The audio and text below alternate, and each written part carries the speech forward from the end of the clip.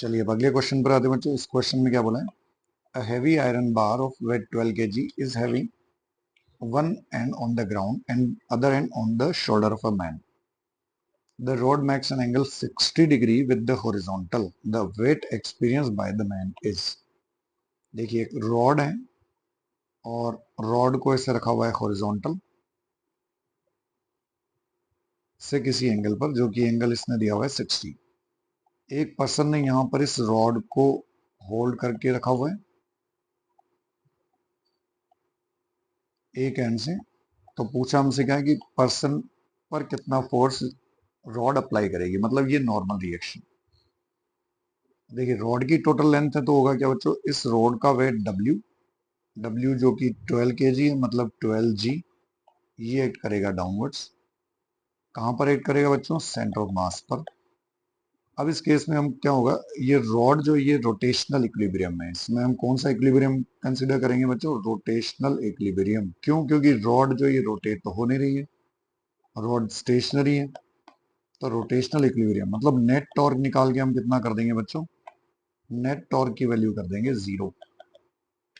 अब देखिए इस पॉइंट O के अबाउट जो वेट W है, इस W का टॉर्क जो होगा ये कैसा होगा? एंटी क्लॉकवाइज, जो रॉड को घुमाना चाह रहा है ऐसा, सॉरी क्लॉकवाइज।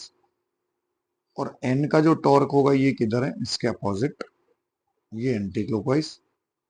तो अगर रॉड स्टेशनरी है तो ये दोनों टॉर्क एक दूसरे के अपोजिट हैं। ये घुमाना चाह रहा है इसे, ये घुमाना चाह रहा है इस तरफ, दोनों इक्वल होने चाहिए। तो हम क्या लिखेंगे? देखिए W का जो टॉर्क होगा, W इंटू परपेंडिकुलर डिस्टेंस, वो पॉइंट्स हैं। तो परपेंडिकुलर डिस्टेंस अगर ये लेंथ L है तो सेंटर मास होगा L/2 पर, तो ये हो जाएगा L/2 cos 60। तो W का टॉर्क क्या हो जाएगा? W into L/2 cos 60। ठीक। अब ये किसके बराबर होगा बच्चों? जो नॉर्मल रिएक्शन है ये इसको अपोजिट घुमाना चाह रही है, तो ये टॉर्क अगर, क्योंकि रॉड इक्विलिब्रियम में, तो नॉर्मल के बराबर होना चाहिए। नॉर्मल के बराबर अगर करें तो क्या हो जाएगा? Normal into perpendicular distance of normal. तो नॉर्मल की यहाँ से जो परपेंडिकुलर डिस्टेंस मिल जाएगी वो हो जाएगी इतनी, ये वाली पूरी डिस्टेंस यहाँ से यहाँ तक, जो कि कितनी हो गई? टोटल लेंथ रॉड की कितनी है बच्चों? L।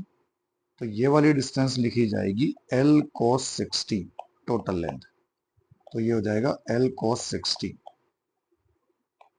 ठीक। अब यहीं से हमको वैल्यू कैलकुलेट करनी है। L cos 60 से L cos 60 कैंसिल हो जाएगा, N की वैल्यू आ जाएगी W/2। W कितना हो गया? 12 kg। वैल्यू केजी में ही पूछा है तो इसको भी हम केजी में ही लिख सकते हैं, जी को हटाकर।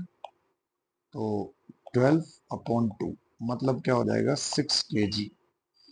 तो वेट कितना ये फील करेगा बच्चों? 6 kg।